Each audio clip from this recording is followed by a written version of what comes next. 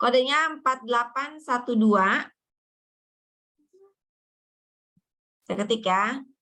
menti.com 48125455. Jangan tulis nama, jangan ketik nama. Ya, jangan ketik nama. Oke, pertanyaannya, topik apa yang paling menantang dalam materi ISPM? Yang menantang atau yang sulit? Ya. Satu topik yang menurut kalian tuh sampai garu-garu kepala kalau mau memahami tuh kok nggak paham-paham gitu kok. Ini gimana maksudnya? Itu apa? Silakan.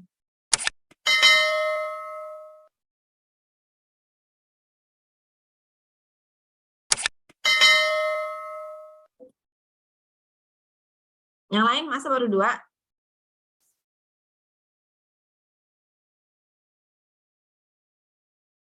Nanti perhatikan ya, yang saya bilang ini keluar UAS apa enggak, di take note ya.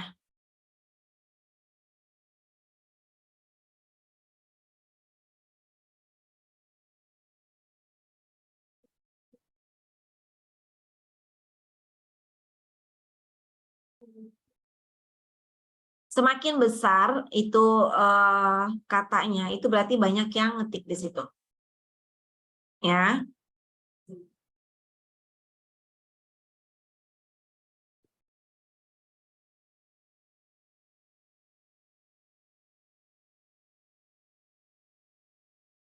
Udah berapa orang nih yang masuk nih?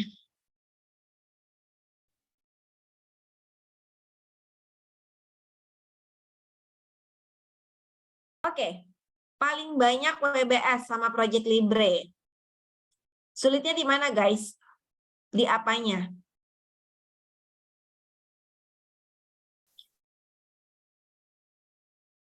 WBS di mana ya? WBS itu kan ada di tools-nya, ada di pembagian detail activity-nya, atau di mananya?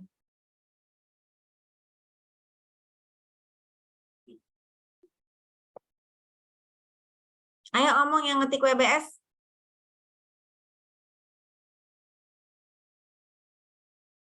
Nggak usah malu-malu ya, nggak usah ini ya. Saya nggak pernah menjudge kalian itu apa ya. Apa sih, kalian kalau misal ini, aduh lu bego banget sih gitu loh. Ngapain lu di kelas ini? Ya enggak. Justru kalian di sini buat belajar, supaya kalian tahu gitu loh. Justru itu kan, kalau kalian udah pinter, udah tahu ngapain masuk kelas ini, gitu kan. Apa sulitnya WBS-nya, guys?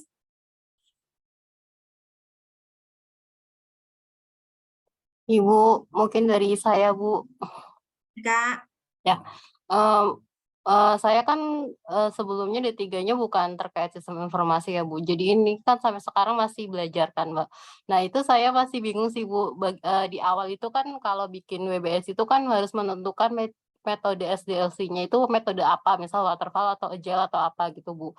Mungkin bisa dikasih kunci poin atau keyword gimana sih, Bu, cara menentukan itu? Nah, itu saya masih bingung sih, Bu. Terus nanti dari pembagian tugas-tugasnya itu kan harus detail ya, Bu. Nah, itu beberapa masih bingung. Kayak kemarin tuh di tugas kelompok kan kita kelompok terus dibahas sama kemarin dibantu juga sama Mas Fajar. Nah, itu sempet sih, Bu, mau minta belajar bareng, ini gimana sih cara bikin kayak gini-gininya, kayak gitu sih, Bu. oke Eka. Sebelumnya memang D3 kamu apa, Eka? Akuntansi, Ibu. Waduh, jauh sekali ya. Iya, Ibu. Kok tiba-tiba kamu loncat ke sini, Eka? Iya, Bu, karena kan berhubungan sekarang kerjanya di bagian SDM, Bu. Nah, SDM tuh beberapa itu juga menyangkut terkait teknologi gitu, Bu, aplikasi-aplikasi. Nah, pengen belajar di situ juga sih, Bu. Oh, HRIS ya kamu ya? Iya, heeh. Oke, nggak apa-apa. Tapi oke lah, keren lah. Kamu ada semangat mau belajar ya. Yang udah dijelasin Fajar kemarin gimana WBS? Nah, itu belum sih, Bu, niatnya nanti mau pas menjelang UAS Oh, sih, Bu. Nanti rencananya mau minta belajar bareng sama Mas Fajar. oke. Fajarnya mau? Mau, Bu. Kemarin sih Ikut maunya kerja mau, Bu. kelompok. Gimana Mas Fajar, mau kan? Oke, siap. Siap. Kamu jangan lupa bawa potluck ya Eka ya. Orang ngajar tuh biasanya lapar ya. Oh, siap. Tuh yang mau join tuh, Fajar udah buka kelas tuh. Coba daftar ke Eka ya. Lumayan Fajar bisa buat amal jariah kamu Fajar ya. Iya Bu, insya Allah, amin. Yang mau urunan juga nggak apa-apa gitu ya Fajar ya. Lumayan kan dikumpulin di Eka gitu ya. Iya Bu. Oke. WBS gimana cara nyusunnya? Dapetnya dari mana? Saya langsung aja deh. Saya sih sebenarnya mau lempar dulu ya. Mungkin saya lempar dulu deh, satu orang deh. Siapa yang bisa jawab? Ya lumayan lah bisa nambah-nambah nilai ya kan? Saya lempar dulu nih ke kalian. Siapa yang bisa jawab ini? Jawab pertanyaannya si Eka. Gimana nyusun WBS? Kok bisa dapetnya begitu gitu kan? Caranya. Ini lebih ke how to WBS-nya ya, bukan tools-nya ya, Eka ya. Iya Bu, bukan toolsnya. Kalau toolsnya sih udah rada paham. Nah, di caranya aja sih Bu. Mungkin dari awal sih Bu, cara menentukan pakai metodenya itu gimana. Kan kemarin kan sudah dijelaskan dari Ibu kan, misal pakai waterfall itu rata-rata 6 bulan lebih kayak gitu kan. Nah, itu apakah nanti di soal bakalan kayak gitu Bu? Takutnya nanti saya malah dari awal tuh saya udah salah menentukan metodenya apa gitu sih Bu, takut gitu aja. Oke. Kan bisa call a friend ya, kamu ada waktu sepekan ya. Fajar, ini jadi apa ya gitu. Ini ambigu Aku nih friend soalnya nih, gue bingung. sama Ibu Rian boleh nggak? Kalau menjurus-jurus ke jawaban saya nggak mau ladenin, tapi kalau misal ngebahas, maksudnya kalau misal diminta menjelaskan sesuatu oke, tapi kalau menjurus ke jawaban soal yang enggak lah ya. Nih saya lempar dulu nih, siapa nih yang mau jawab nih sebelum saya jawab? Boleh Bu, saya Wah, coba boleh Fajar. jawab. Fajar Aditya, silakan Fajar. Ya, kalau saya dalam penentuan ini menggunakan agile atau menggunakan waterfall itu saya lihat dibaca dulu dari studi kasusnya Bu. Jadi kalau misalnya ada beberapa kebetulan di kantor kan beberapa implementasi kayak ERP dan lain-lain itu kan ada sebelum implementasi itu kita tentukan scope-nya dulu kan ya. Apa yang sebelum kick off meeting lah ya, kita lihat dulu. Nah, itu dari situ udah kita bisa estimasikan penyelesaiannya berapa lama. Nah, karena mostly sekarang project-project yang ada gitu di semua kantor itu mau HRIS, kemudian ERP itu semua dalam waktu yang relatif lebih cepat karena basically itu aplikasi yang ada itu sudah ada template-nya. Nah, makanya kita bisa menentukan dari situ berapa banyak customize itemnya, kemudian berapa besar impact customize-nya terhadap pengerjaan project. Kalau saya sih kayak gitu Bu. Nah itu kalau misalnya kayak contoh kasus yang MA itu saya lihat kan ini banyak kan hanya absensi segala macam ya, kita sudah bisa tentukan ini palingan nggak lebih dari 6 bulan atau bahkan nggak lebih dari 3 bulan gitu. Nah, itu kita bisa tentukan di situ pakainya metodenya apa. Kemudian itu yang pertama dari lihat dibaca dari kasusnya dulu. Kedua saya melihat kalau saya menentukan ini agile atau waterfall, saya melihat yang kita buat itu apakah benar-benar dari scratch atau enggak. Kalau saya sih ngeliatnya kayak gitu aja Bu. Oh ini kalau scratch misalnya walaupun sudah ada template tapi ini tidak masuk di akal. Misalnya kalau dulu saya pernah implementasi HRIS di pabrik itu kan walaupun sudah ada template misalnya kita pakai Sunfish gitu ya, tapi itu bisa lebih dari 1 tahun karena di pabrik itu tingkat kompleksitas dari penghitungan misalnya gaji, kemudian penghitungan lembur dan lain itu kan sangat detail ya. Jadi itu kita bisa minta oh ini pakainya berarti yang waterfall dan ini atau misalnya ini pakai yang agile gitu. Kalau saya sih gitu Bu dari tingkat kompleksitasnya juga saya lihat tuh. Kalau saya sih menentukannya gitu ya Bu. Sama itu dari scratch atau enggak, kemudian scope-nya seperti apa. Itu sih Bu. Kalau saya ya, itu dari saya pribadi ya, itu lebih ke arah bukan dari teori atau apa, jadi berdasarkan pengalaman sih Bu. Pengalaman yang saya dapatkan dari proyek-proyek yang saya pegang. Gitu Bu. Jadi Oke, sip. penentuan metode yang kita pakai apa. Sama satu lagi, kita bisa mengestimasi atau istilahnya memproyeksikan nanti di tengah jalan ini akan ada perubahan apa enggak gitu. Misalnya penentuan estimasinya itu sebelum melakukan, istilahnya sebelum kita tender ke software developer gitu ya kan, kita di internal dulu itu kan kita godok dulu kan. Nanti di internal itu kita godok dulu benar-benar matang, kira-kira ini semuanya udah fix atau belum. Dari mulai flow-nya, kemudian dari mulai form-form yang akan dibutuhkan itu udah fix atau belum. Kalau ternyata ini semua udah fix nih Pak. Nah, ini berarti kita bisa pakai metode yang mana. Oh nanti kalau misalnya dari si stakeholder-nya bilang, oh nanti ini saya lihat dulu ya. Nah kita bisa tentukan, oh kalau misalnya pakai metode waterfall ini nggak bisa karena nanti di tengah jalan mungkin ada perubahan, mungkin ada tambahan, atau mungkin bahkan dikurangi gitu kan. Sedangkan kalau waterfall kan kalau udah masuk ke metode ini, udah masuk ke fase ini ya udah dia nggak bisa berubah dulu sampai semua selesai, diubahnya nanti belakangan gitu. Kalau saya sih gitu sih Bu, penentuannya seperti itu. Jadi membahas mostly itu kita lihat dulu case-nya Pak seperti apa, scope-nya seperti apa, kompleksitasnya seperti apa, kita bisa mengestimasikan dan memproyeksikannya. Jadi di situ sih kalau saya sih berdasarkan ini aja Bu, pengalaman, jadi bukan nggak berdasarkan teori atau apa gitu. Teorinya baru dapat sekarang malah gitu Bu. Oke, Ya Bu. oke, sip. Fajar, thank you so much ya, thank you so much. Yang dijelasin Fajar itu 100% benar, ya, 100% benar, ya. Jadi saya nggak perlu mengulang. Jadi intinya memang scope, ya, scope itu mesti tahu dulu apa aja. Kalau udah tahu, terus lihat kompleksitasnya. Taunya dari mana? Dari scope itu kan kita susun WBS-nya ya. Susun WBS itu bisa dari top down atau bottom up.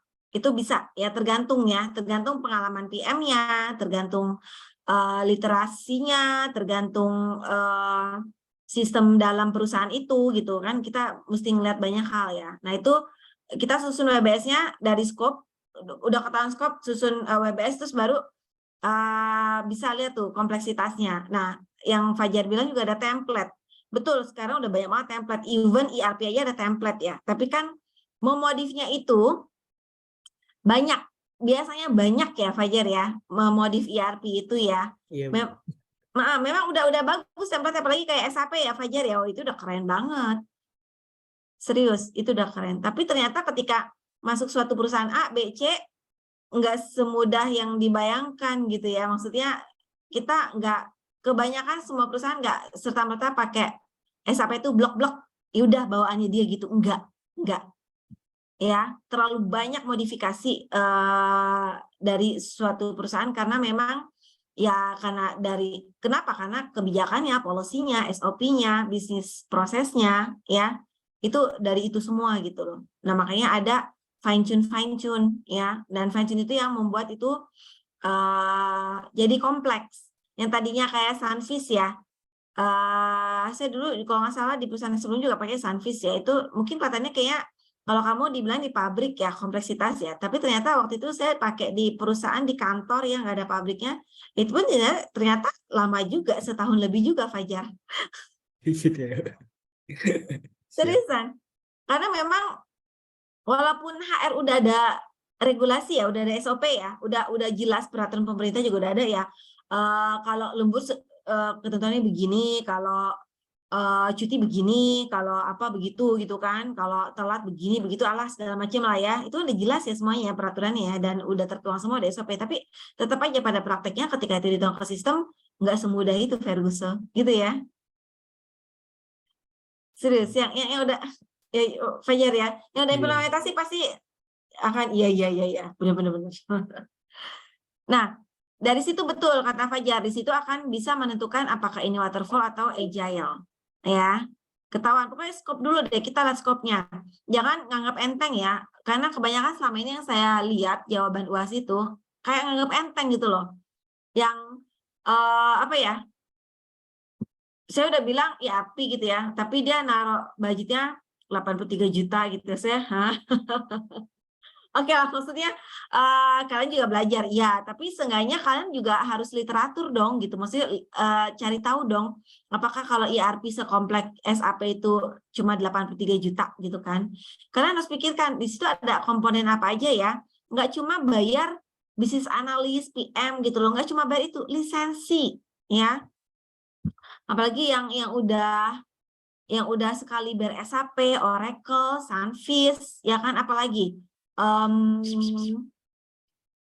Dynamics ya, Microsoft Dynamics ya, HRIS, apalah itu, Accenture perusahaannya apa, Accurate ya, segala macam itu kan memang mereka udah template, tapi mereka punya lisensi, dan lisensi itu tiap tahun ya, renewal ya, itu harus dipikirkan juga. Pikirkan juga infrastrukturnya. Kalian orang SI loh, kalian tuh ngelihat bikin proyek tuh helikopter view ya, nggak cuma ngelihat developer dan business analyst tok, udah selesai sama tester, enggak ya. Kalian juga harus pikirkan infrastrukturnya, ya kan, settingan apanya, hardware readiness-nya, ya kan.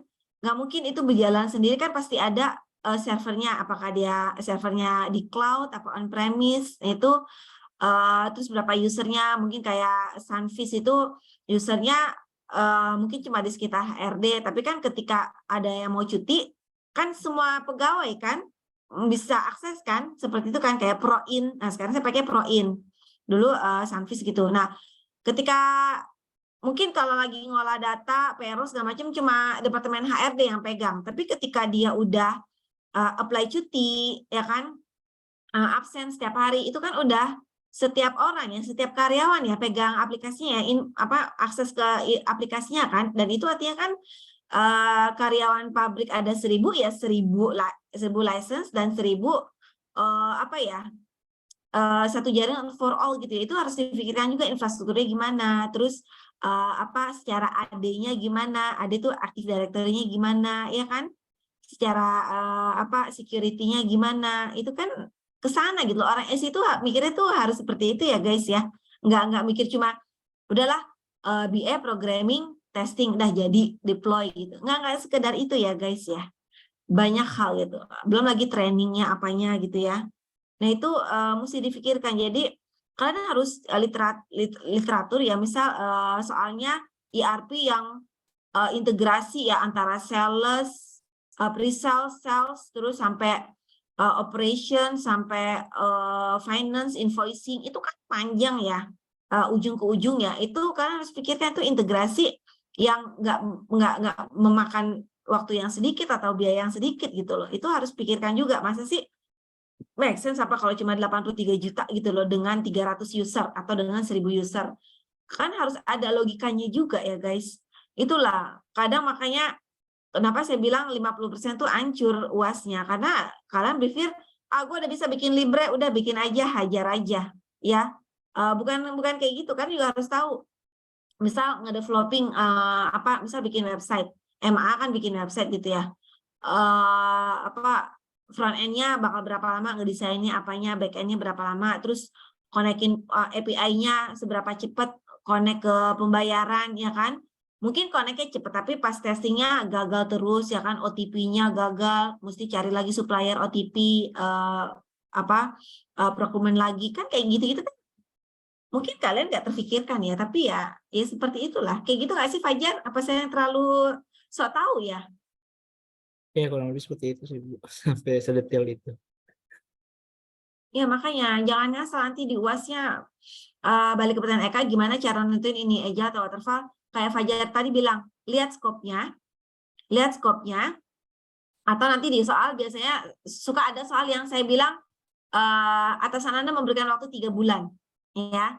Tapi ada juga soal yang saya nggak kasih tahu waktunya, tapi kalian tahu ini skopnya A, B, C, D, E, F, G, sampai Z gitu kan. Itu kalian harus, atau nggak mungkin skopnya ngambang, jadi kan mikir-mikir sendiri, ini kalau ngambang nih biasanya end user-nya kayaknya belum terlalu tahu nih gitu kan. Nah itu kira-kira apa? Biasanya kalau udah pasti yakin, ya itu biasanya, dan panjang, itu kalian juga tahu ini kayaknya ini nih waterfall atau apa gitu. Nah itu dari skop ya Eka ya. Siap. Jadi kalau masih pusing bisa tanya Fajar sih. Fajar udah jago banget ya dari penjelasannya. Walaupun Fajar bilang based on pengalaman itu benar karena teori itu dibikinkan berdasarkan pengalaman juga ya. Jadi saya pun sewaktu jadi PM pertama kali PM itu saya nggak terlalu jump in ke SI ya, nggak terlalu ngeh gitu. Maksudnya ternyata pas udah mulai S2, oh kemarin ini yang gue kerjain ya di kantor ya, oh ternyata ini itu. Sama Fajar kayak gitu Fajar. Kita nggak pernah tahu kalau itu ternyata teorinya begini begitu gitu kan. Iya, betul. Ya. Ya, seperti itulah ya. Jadi untuk menentukan WBS. Ini WBS Gantt chart itu absolutely, saya akan bilang itu akan keluar absolutely. Dan itu dari sekian nomor, dua-duanya keluar, 2 nomor yang berbeda ya, nggak jadi satu paket ya. Jadi kalau kalian salah di WBS, Gantt chart kemungkinan salah juga. Itu ya. Dan jangan lupa ya, kalau saya bilang pertanyaannya, Gantt chart dengan resource-nya, dengan budgetnya, itu semua dimasukin ya, dengan timeline-nya. Itu banyak sekali, cuma timeline aja, nggak masukin resource, nggak masukin budget, itu ada. Itu mempengaruhi nilai juga ya, guys. Ya, hati-hati ya, baca soal itu teliti ya. Misal dari pertanyaan itu, saya minta 5 komponen. 5 komponen itu dipenuhin. Jangan sampai ada yang nggak diisi. Ya, kalau bisa, bagaimana bla bla bla bla bla, kenapa hal itu bisa terjadi? Berikan contoh. Arti itu kan 3 komponen ya, 3 pertanyaan ya. Berarti jawab 3-3-nya. Bagaimananya, mengapanya, contohnya gitu loh. Ya. Terus kalau bisa dikasih pembeda ya, maksudnya pakai poin gitu kan. Kalau pakai poin enak kelihatan 1, 2, 3 atau poin atau apa atau table atau apa itu jadi lebih enak buat saya menilai daripada kalian narasi panjang kali lebar, aduh pusing saya kadang. Terus yang mana 3 komponen itu gimana saya ngebedainnya, kadang suka liar gitu ya. Ya tolong ya guys, itu dicermati itu. Dan ini keluar. Absolutely keluar, kalau kalian nggak paham wassalam. Ya, kalau ngomongin Libre, kalau kalian mau bikin nggak mau bu, saya punya MS Project pakai. Nggak mau bu, saya biasa pakai monday.com pakai. Silakan. Saya biasa pakai Jira bu, saya pakai biasa Asana, Trello gitu kan, pakai. Silakan. Apapun itu kalian pakai. Saya nggak ada batasan. Kemarin kenapa Libre? Karena nggak mungkin saya dalam waktu 1,5 jam saya jelasin Libre, saya jelasin Asana, Trello, Jira, saya jelasin MS Project gitu ya, monday.com, clickup.com, nggak mungkin saya jelasin semua ya. Saya cuma kasih satu aja, prinsipnya sama ya. Kalian mau buka clickup.com, monday.com, MS Project, mirip-mirip semuanya ya. Nanti Jira mirip dengan Asana, dengan Trello itu mirip-mirip ya. Nah itu kalian pakai apapun itu terserah, yang penting outputnya saya bisa paham kalau itu WBS. WBS ada timeline, ada budget, ada resource, itu jelas. Kalau itu jelas dan secara logika masuk akal, misal saya bilang ini terintegrasi antara departemen A, B, C, D, E, F, G, H, I gitu kan, itu kan udah paham itu apa gitu ya, dan itu kalian tuangkan dalam Gantt chart itu terus make sense, waktunya ya, durasinya ternyata sepanjang itu, ternyata kalian cuma bikin 3 bulan, itu nggak make sense buat saya ya. Kalau kayak gitu kan ketahuan kayak HRIS gitu ya, yang Fajar bilang itu bisa setahunan. Nah kalau kalian bikin WBS-nya ternyata bisa sampai setahun, 1,5 tahun, itu akan make sense buat saya. Tapi kalau misal ternyata HRIS kalian pikir mudahlah, cuma cuti doang, cuma absensi doang, masa sampai 1,5 tahun? Jangan salah ya, buat sistem itu nggak semudah itu ya. Nah itu saya akan melihat logika juga ya guys. Bukan berarti kalian udah lengkap, timelinenya lengkap, WBS-nya ada, budgetnya ada, resource-nya ada, tapi ternyata total durasinya harusnya di waterfall, tapi kalian cuma 4 bulan. Nah itu akan mengurangi nilai gitu. Ya, logikanya juga mesti dipakai. Oke, ada pertanyaan lagi mengenai WBS dan Libre dan Gantt chart?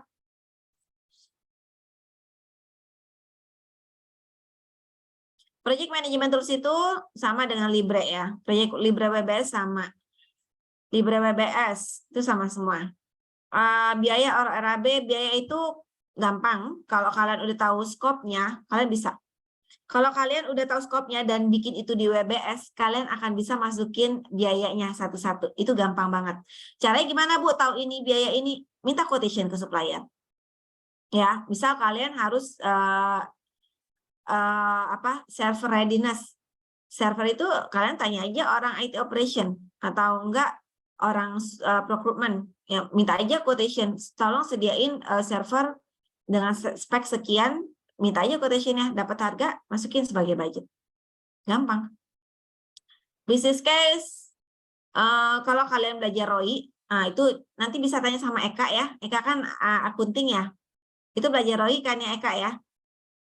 Itu kurang lebih mostly business case itu lebih ke itu sih, ke ROI ya. IRR, ROI, apalah itulah, saya nggak terlalu paham ya kalau hitungan itu ya. NPV, Bu. Ya, itulah apalah ya. Nah, itu Eka tuh, paham tuh business case tuh. Jago banget. Ya. Eka. Ya, udah kalian tuh bisa simbiosis mutualisme tuh Eka sama Fajar tuh. Ya, nanti Eka ajarin mostly ke ROI ya, tapi tinggal kamu narasikan nanti sesuai dengan template-nya business case seperti apa. Yang penting udah tahu hitungannya dulu. Fase testing, kalian anak SI ya? Kayaknya di BINUS ini dapat ya pelajaran testing and system implementation ya, ada ya. Harusnya ada sih itu. KL apa nih KL? KAEL apa? Guys? Siapa yang ngetik? Ngaku aja, nggak ada apa-apain. Siapa yang ngetik? Fajar? Bukan, Bu. Saya nggak ngetik apa-apa. Siapa kek ngaku aja, nggak apa-apa, nggak ada apa-apain kok. Nggak usah takut, nggak usah malu. KL ini apa? Saya nggak paham. Jadi biar teman-temannya juga paham itu maksudnya apa gitu loh. Tuh daftar Sumaya, tuh Cindy saya mau join ya Mas Fajar, tuh Fajar. Udah banyak tulisnya tuh yang itu tuh ya Jar. Siap. Tuh yang mau itu langsung ke Fajar ya guys. Ini KL apa nih KL guys? Kalau nggak saya skip ya, saya nggak paham loh. Ada yang ngerti nggak KL ini maksudnya apa? Saya cek ya, saya googling ya, KL apa sih? Saya baru dengar loh. KL.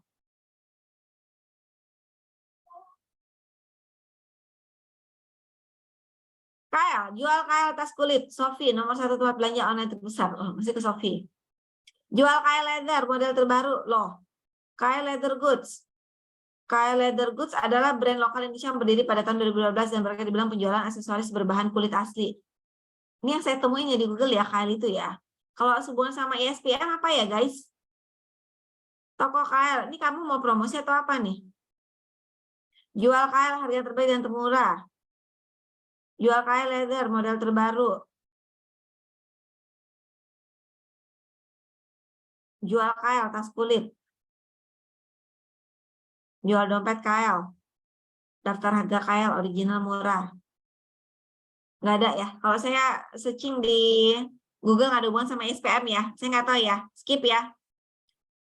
PM Box. Semua kalian pelajarin di SPM ini, yang saya deliver kalian itu PM Box. Part of PM Box. Ya. PM Box itu kan banyak ya. Ada berapa sih? Ada 11 ya. Ada 12 atau 13 materi PM Box ya. Itu WBS itu salah satunya ya, dalam ini semua bagian PM Box ya yang kalian pelajarin ya. Yang Kahoot kita Vicon 1 Vicon 3 itu semuanya PM Box ya.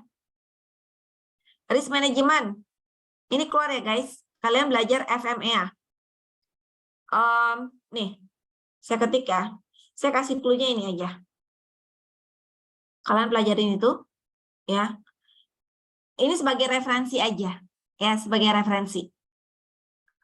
Risk management ini nggak hanya dipakai di implementasi sistem informasi, tapi di semua proyek. Ya. Even saya sekarang pegang proyek security, IS security ya, cyber security. Itu juga ada risk manajemennya ya.